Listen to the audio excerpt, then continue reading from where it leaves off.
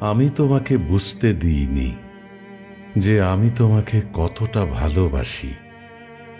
বুঝতে দিইনি সেদিন আমার কত কথা বলার ছিল, অথচ তুমি বুঝতে দিয়েছিলে আমাদের মাঝে দূরত্ব কয়েক হাজার বছরের। হেমন্তের মায়াবী এক বিকেলের মতো খুব অল্প সময়ের জন্য এসেছিলে। আমি বুঝে নিয়েছি, অথচ আমি তোমাকে বুঝতে দিইনি। তারপর একদিন নিঃশব্দ সন্ধ্যার ছায়ায় আমি একা দাঁড়িয়ে রইলাম। ঝরে পড়া সোনালি মেঘের মতো তুমি দূরে হারিয়ে গেলে।